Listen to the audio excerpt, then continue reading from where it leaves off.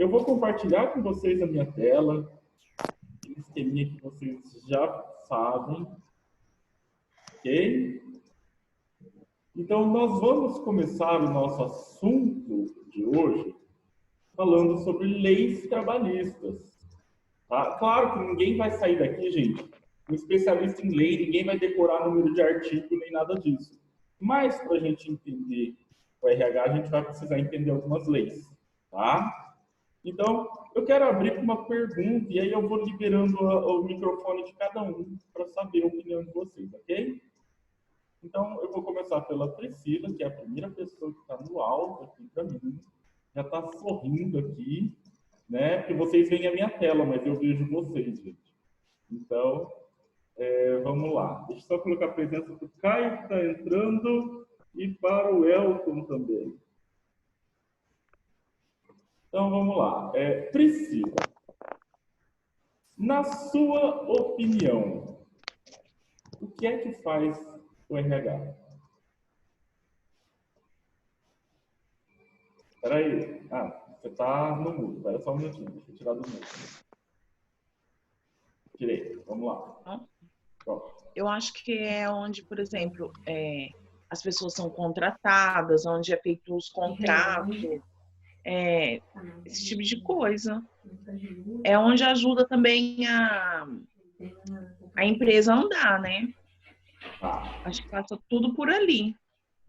Cuida das contratações e auxilia o funcionamento da empresa. Isso. Ok. Vamos lá. Deixa eu colocar aqui. Eu vou voltar você no mudo, tá? Só para evitar ruídos. Marcela. Deixa eu tirar você do mudo.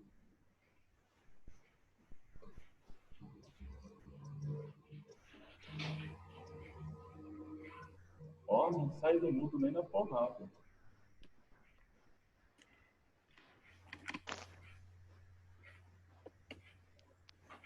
Qual dos Marcos Vinícius que está aqui logo depois da Marcela? Vou colocar a presença para a Michelle, que está entrando também.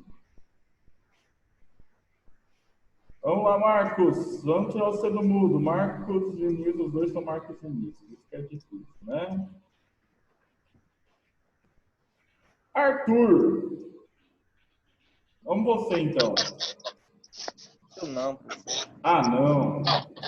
Na sua opinião, o que faz o RH?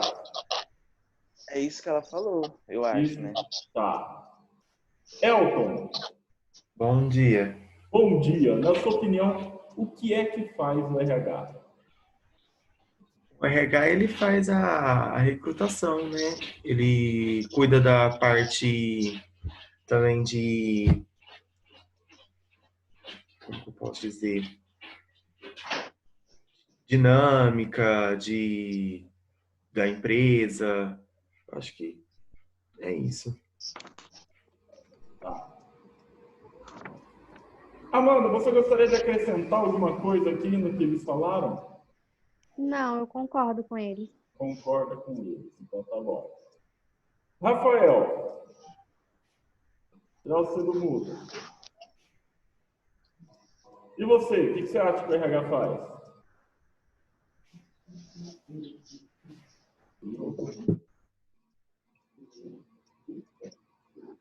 Vamos ver se tem mais alguém fora do mundo aqui para perguntar.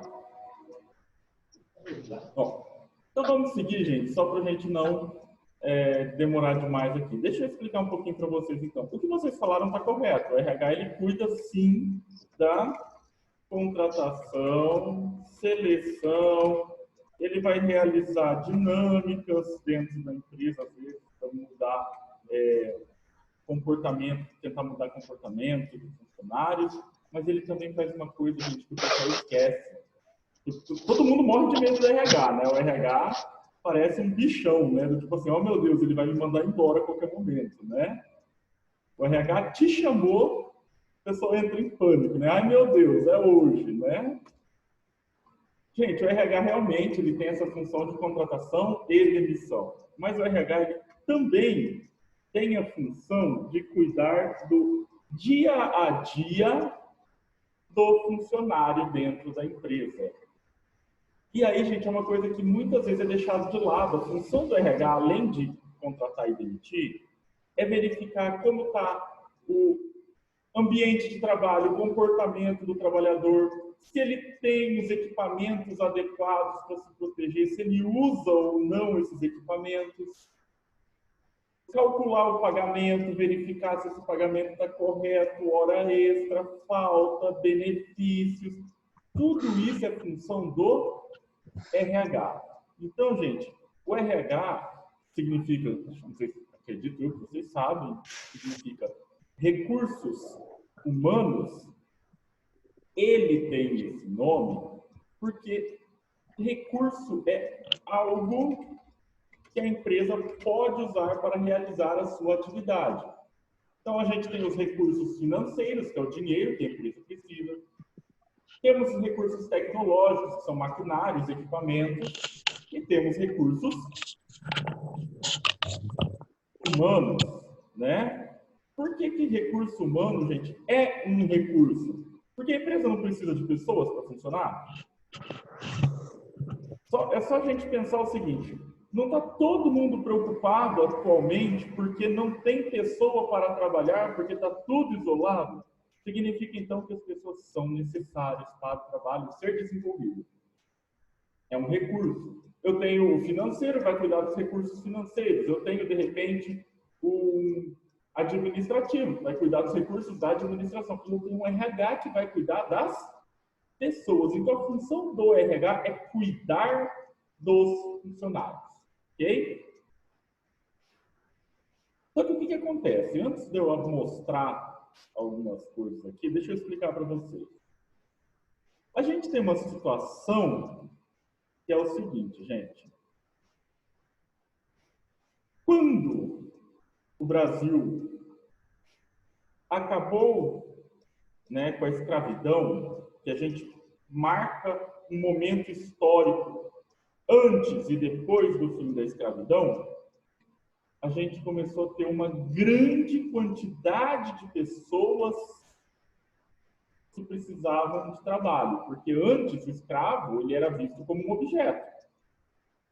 E a partir desse momento, essas pessoas não são encaradas como aquilo que elas são, seres humanos, pessoas, ainda que com um certo preconceito na época, tá? E infelizmente até hoje, em alguns casos.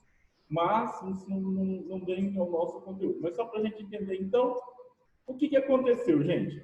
Essas pessoas, elas precisavam trabalhar, né? E a gente não tinha nenhuma proteção ao trabalhador. Então, como funcionava o negócio? Eu ia contratar lá o Elton para trabalhar. Elton, você é maior de idade? Sim. Sim. Então, eu vou contratar o Elton para trabalhar e eu vou contratar, ó, proposta de emprego maravilhosa. Presta atenção, hein? 7 dias por semana. Tá? Não era 7, era 6. Vamos trabalhar 6, porque na época, né, todo mundo era católico praticante, a grande maioria da população, e isso significava que eu não poderia trabalhar no dia santo, né? No domingo. Então, você vai trabalhar 6 dias por semana. E você vai receber por 6 dias por semana. O mês tem aí uma média de vamos fechar em 30 dias, só para facilitar, tá? Uma média aí de uns 4 ou 5 domingos, significa que ao invés de você receber por 30 dias, na verdade você vai receber por uma média de... Se eu tenho 5 domingos, eu tenho 25 dias trabalhados. Então você já está perdendo 5 dias aí de salário, hein? Mas você não trabalhou, você não ganha nada.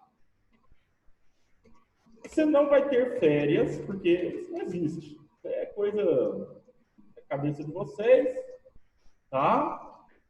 Não existe jornada de trabalho, então eu vou te contratar para você trabalhar aí 12 horas por dia. O que você acha? É uma boa?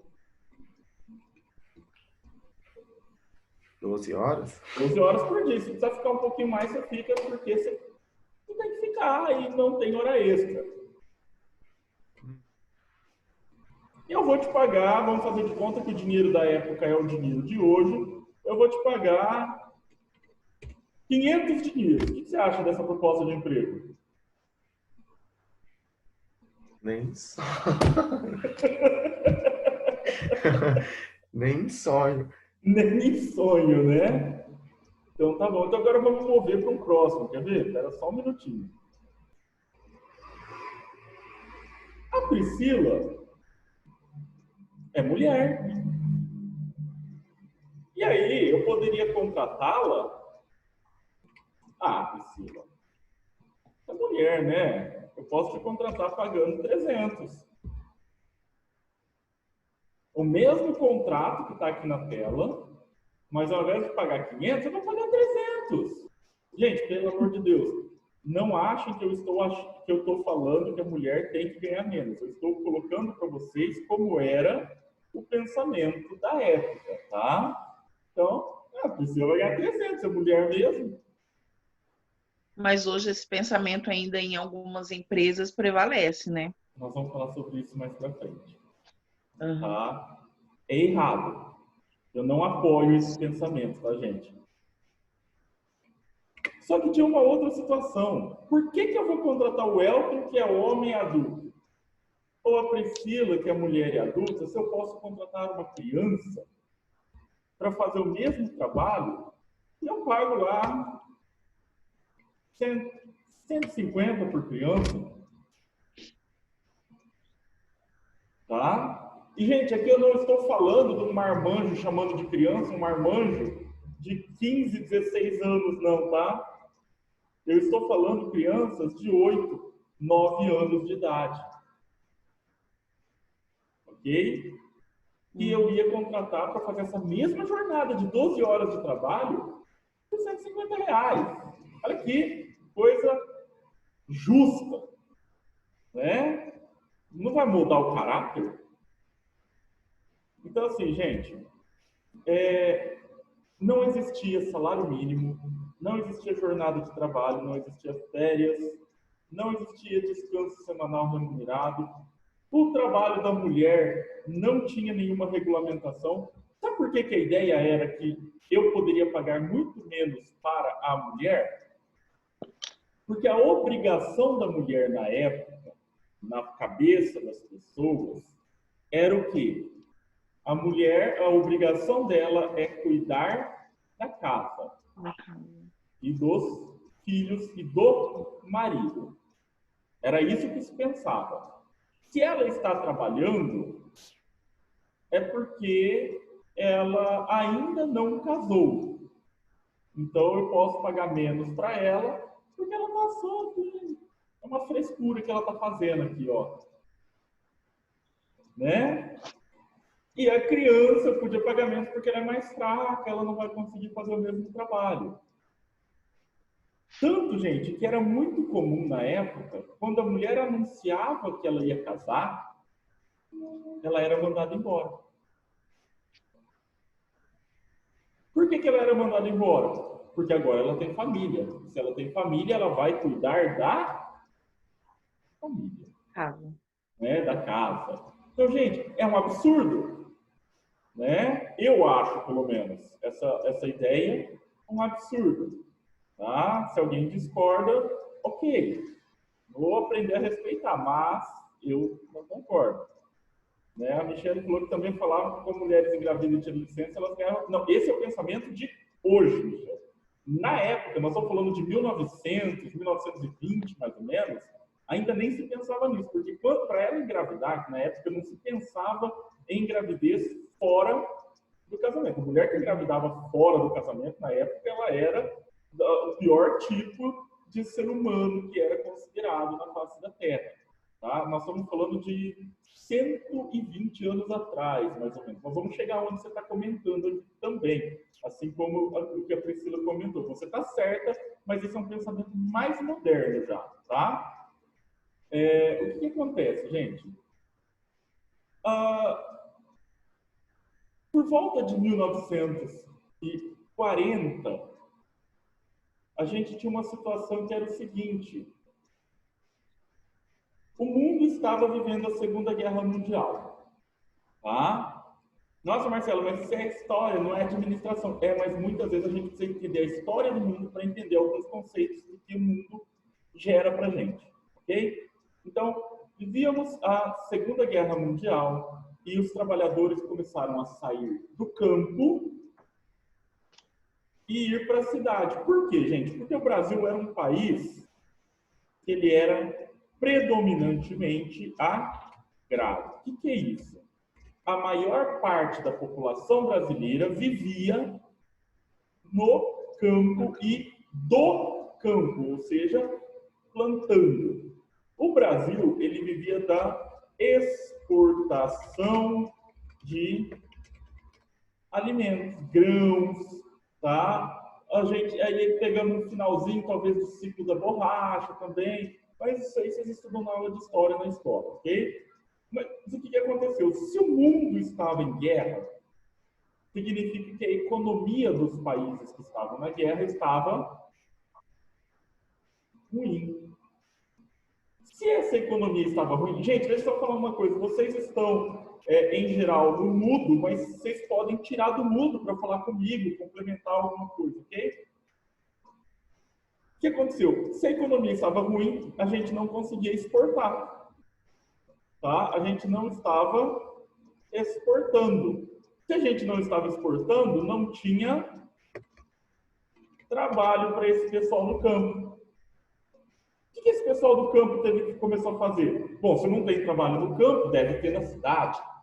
E esse pessoal começou a mover do campo em direção à cidade. E esse movimento, campo, cidade, essas pessoas chegaram na cidade e a cidade não tinha também emprego bom e suficiente para todo mundo. O que aconteceu? Os patrões, não todos, gente, pelo amor de Deus, vamos entender isso. Existe patrão bom, existe patrão ruim. Existe funcionário bom, existe funcionário ruim, tá? Mas muitos patrões viram nisso a oportunidade de explorar essa mão de obra. Ou seja, eu vou botar essa galera para se lascar de trabalhar e vou pagar uma merreca para eles e tá tudo certo, né? O que aconteceu, gente? Em 1943, durante o governo Getúlio Vargas, o Getúlio resolveu botar um pouco de ordem nessa coisa.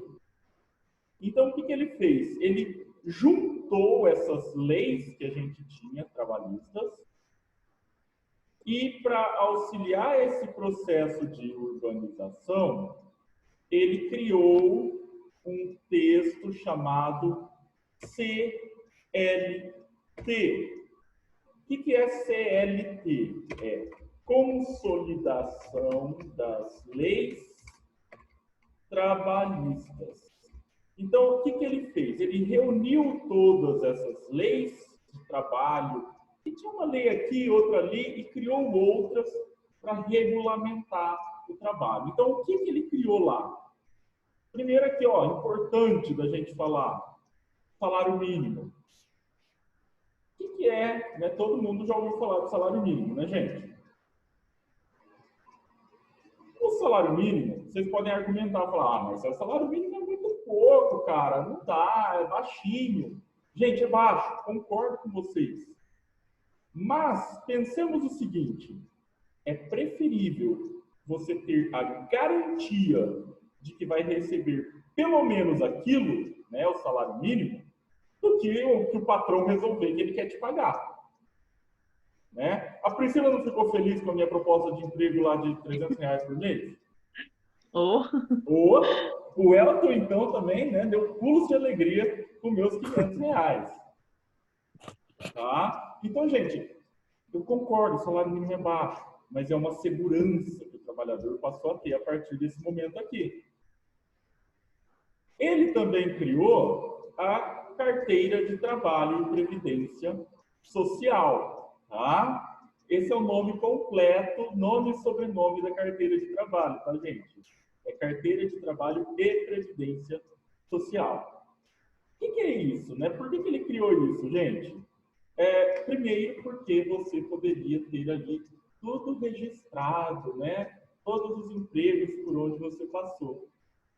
Agora o tio vai contar um segredo para vocês. Ele não criou a carteira de trabalho só também porque ele era bonzinho, legal e queria ajudar vocês. Ele queria garantir que o cidadão correto e honesto estava trabalhando. Então, a carteira de trabalho era um documento de uso obrigatório. Então, deixa eu ver quem aqui. Vamos ver quem eu não falei ainda.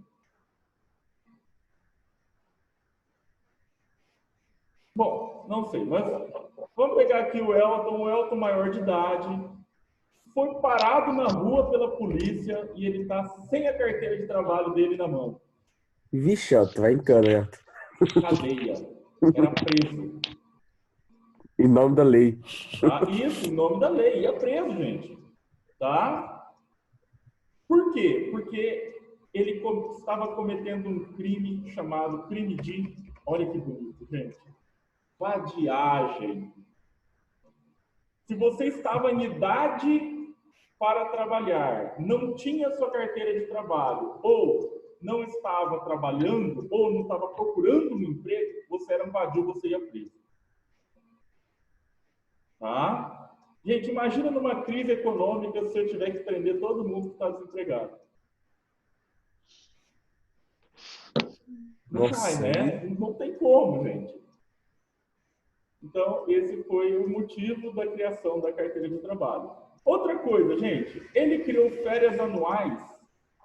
Curiosidade, as férias anuais significa uma vez por ano, né? As férias anuais, elas foram criadas na legislação brasileira lá na década de 1920, tá? Só que ela não era remunerada. O que acontecia, então? Vamos imaginar o seguinte. O Arthur, ele vai sair de férias no dia 1º de julho. E vai ficar 30 dias de férias. Ou seja, ele vai voltar a trabalhar em julho. Tá? Até esse momento, como funcionava? Saiu de férias em junho. Ali no mês de junho, ele vai receber um salário referente ao mês que ele trabalhou, que é o mês de maio. Só que ele não trabalhou junho. Então, ele vai trabalhar julho e ele só vai receber salário em agosto. Tá? Então, ele ia ficar 30 dias sem receber absolutamente nada. Aí vocês podem argumentar o seguinte, não, Marcelo, mas hoje ainda é assim, cara. Hoje, quando eu saio de férias, eu volto e eu fico 30 dias sem receber. Sim, só que quando você sai de férias, você recebe o adiantamento do salário seguinte. Você gastou porque você não soube se organizar, é diferente, tá? Nós vamos falar disso mais para frente, nesse módulo, nós vamos ter uma aula só de férias. Aqui é só para a gente entender, ok? Outra coisa. Descanso semanal. A pessoa vai trabalhar 6 dias, ou 5, folgar 1, mas ela vai receber por esse dia que ela folgou.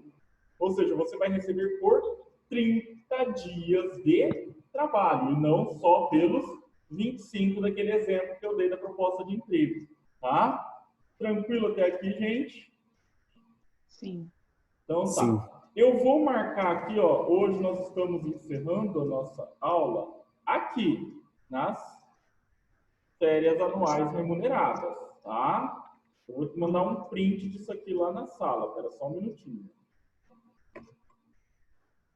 Por que eu vou fazer isso? Para a gente saber exatamente onde é que nós paramos com o conteúdo da aula. Então, mandando aqui. Então, só para entender, semana que vem nós vamos continuar a partir dali. Nós vamos começar a falar a partir do ponto em que a pessoa tem Previdência Social. Então, nós vamos falar rapidamente o que é a Previdência, a regulamentação do trabalho da mulher e do menor de idade, tá? Tranquilo, gente? Sim. Deixa eu tirar um print dessa tela. Gente, essa tela tá linda. Muita gente da sala presente. Fiquei muito feliz, tá? Na semana que vem, então não faltem. Gente, eu vou falar para vocês. Esse conteúdo do RH, ele é muito importante para quem vai entrar no mercado de trabalho, de verdade, gente. Tá? Até para entender um pouco o porquê que as coisas acontecem, como elas acontecem. Tá? Então, assim, gente, não percam as aulas, é muito importante. E assim, eu vou ser sincero com vocês, é um conteúdo legal. Tá? É um conteúdo que sai daquela coisa só técnica, tá? Tranquilo, gente? Então, um coraçãozinho para vocês e até semana que vem. Até. Tchau. Tchau.